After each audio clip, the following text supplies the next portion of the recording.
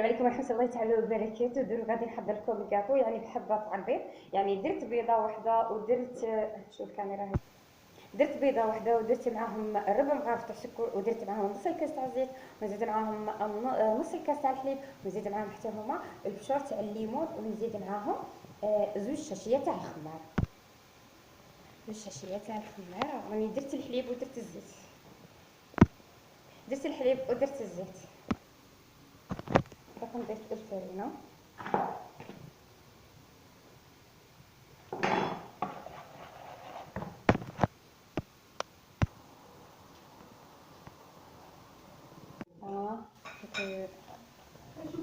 نقطع نحي وهذا بسم الله. وهذه الكريمة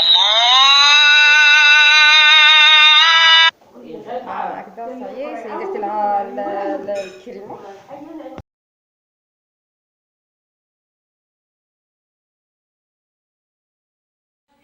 السلام عليكم ورحمة الله تعالى وبركاته. درو غادي نحضر لكم كاطو بيضة وحدة برك، وغادي ندير فوقها الوجه تاعه، يعني غادي نديرها بالحامض، يعني غادي نديرها بكريمة الليمون ونجهزها درو قدامكم. يعني شوفوا الفيديو نقول لكم بلي سلام.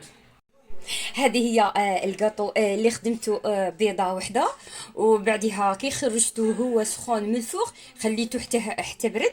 كنت محضره الكريمه محضرتها بالليمون، ومن بعدها درت عليه الفرميسا.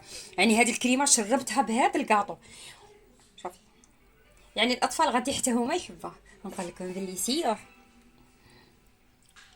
حمض. نقول لكم بلي سيوه ولا سيتوه تاكلوه بصحه. نقول لكم بلي سلام.